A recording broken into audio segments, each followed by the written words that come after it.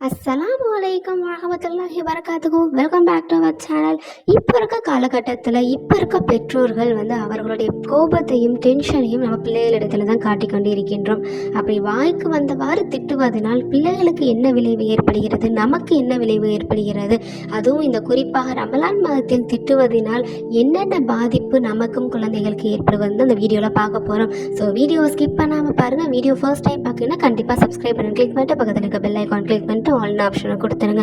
இப்போ வாங்க வீடியோக்குள்ளே போயிடலாம். அஊது பில்லாஹி மினஷ் ஷைத்தானிர் ரஜீம். பிஸ்மில்லாஹிர் ரஹ்மானிர் ரஹீம். நபி ஸல்லல்லாஹு அலைஹி வஸல்லம் அவர்கள் அருளியுள்ளார்கள், உங்களிடம் ரமலான் மாதம் வந்துவிட்டது, அது பரக்கத்துடைய மாதம். அல்லாஹு தாலா இம்மாதத்தில் உங்களின் பக்கம் கவனம் செலுத்தி தன்னுடைய விசேஷமான அருளை இறக்கி வைக்கின்றான், பாவங்களை மன்னிக்கின்றான், இம்மாதத்தில் துவாக்களை ஏற்றுக்கொள்கின்றான். அல்லாஹு தாலா இந்த மாதத்தில் நல்ல அமல்களில் உங்களுக்கு இடையே போட்டியிடுவதை கவனிக்கின்றான்.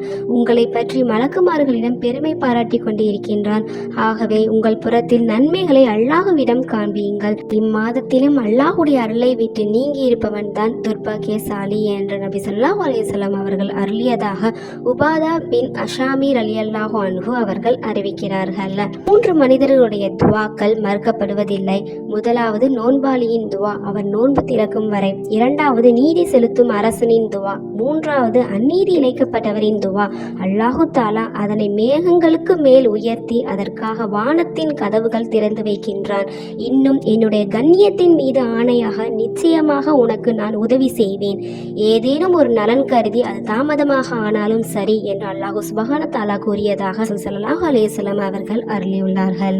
அல்லாஹு தாலா புனித ரமலான் மாதத்தில் அர்சை சுமக்கும் மலக்குமார்களிடம் உங்களுடைய வணக்கங்களை விட்டுவிட்டு நோன்பாளிகளின் துவாக்களுக்கு ஆமீன் கூறுங்கள் என்று கூறுகின்றான். ரமலான் மாதத்தில் கேட்கப்படும் துவாக்கள் விசேஷமாக ஏற்றுக்கொள்ளப்படுகின்றன என பல ஹதீஸ்கள் கூறப்பட்டிருக்கின்றன. சேனல்ல ரமலான் பற்றிய வீடியோஸ் நிறைய அப்லோட் பண்ணியிருக்கோம். அதை பார்க்காதவங்களுக்கு லிங்க் டிஸ்கிரிப்ஷன்ல கொடுக்குறேன். கண்டிப்பா ரமலான் மாதம் முடிவதற்குள் பார்த்துருங்க இன்ஷா அல்லாஹ். முஸ்லிமான ஒருவர் துவா செய்தால் அவர் தன் சொந்த பந்தங்களின் உறவை முறிக்காதவராகவும் பாவங்கள் பற்றி துவா கேட்காதவராகவும் இருந்தால் அல்லாஹுவின் புறத்தில் இருந்து அவருக்கு 3 விஷயங்களின் ஏதாவது ஒன்று நிச்சயமாக கிடைத்துவிடும். முதல்ல, அவர் எதை கேட்டாரோ அதை அப்படியே கிடைத்துவிடும். அல்லது அவர் கேட்க துவாவுக்கு பகரமாக அவருக்கு நிகழவிருக்கும் ஏதேனும் ஒரு துன்பம் நீங்கிவிடும். அதுவும் இல்லை என்றால் மறுமையில் அதே அளவு நன்மைகள் அவருடைய பங்கில் சேர்க்கப்படும் என்று ரசூல் ஸல்லல்லாஹு அலைஹி வஸல்லம் அவர்கள் அருளியுள்ளார்கள். பெரும்பாலான ஆண்களும் பெண்களும் கோபத்தினாலும் கவலையினாலும் தங்களுடைய குழந்தைகளின் மீது சாப வார்த்தையை கூறிவிடுகின்றனர். அல்லாஹு தாலாவின் சந்திதானத்தில் துவா ஏற்றுக்கொள்ளப்படுகின்ற சில குறிப்பான நேரங்கள் இருக்கின்றன என்பதை நினைவில் வைக்க வேண்டும். அந்த நேரத்தில் எதை கேட்கிறோமோ அது கிடைத்துவிடும், எதை கூறுகிறோமோ அது நிறைவேறிவிடும். இதை அறியாத மனிதர்கள் கோபத்தில் தன் குழந்தைகளை சபித்து விடுகின்றனர். அவர்கள் இறந்து விட்டால் அல்லது ஏதேனும் ஒரு துன்பத்தில் பிடிபட்டு விட்டால் பிறகு அழுது புலம்புகின்றனர்.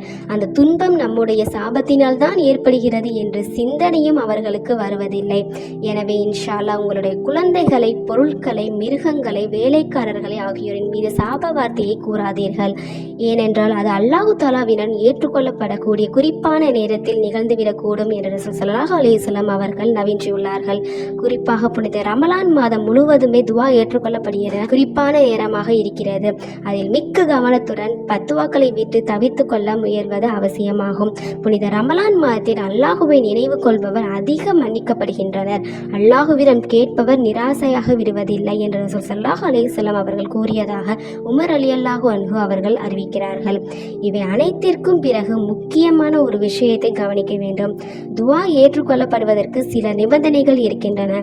அவை தவிர விடுவதனால் பெரும்பாலான நேரங்களில் துவா மறுக்கப்பட்டு விடுகின்றன. அந்த நிபந்தனைகளில் ஒன்று ஹலாலான உணவை சாப்பிடுவது. இதற்கு மாறாக ஹராமான உணவை சாப்பிடுவதன் காரணமாக துவா மறுக்கப்படுகின்றன. பரிதாப நிலையுடைய பலர் வானத்தின் பக்கம் கைகளை ஏந்தி யா ரப்பி யா ரப்பி என்று துவா கேட்கின்றனர்.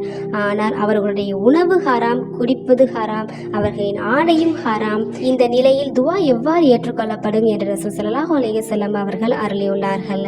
எனவே இன்ஷா அல்லாஹ் இப்போ இருக்க காலகட்டத்தில் உணவை பற்றியும் சற்று சிந்தித்து பார்க்க வேண்டும். வட்டி வாங்குவது கூடும் என்று கூறுவதற்கு உலகமெங்கும் முயற்சி நடைபெற்று வருகின்றன.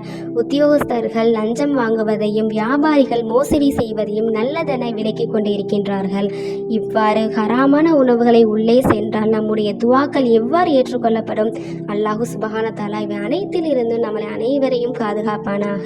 இந்த ரமலான் மாதத்தின் நல்ல துவாக்களை ஏற்று குழந்தைகளை சபிப்பதை விட்டு தவிர்த்து நம் அனைவருக்கும் அல்லாஹ் சுப்ஹானஹு வ தஆலா சொர்க்கத்தை நசீபாகி வைப்பானாக. அனைத்து நோன்புகளையும் நோற்று ரயான் என்னும் சொர்க்க வாசலில் அனைவரையும் நிலைய செய்வானாக.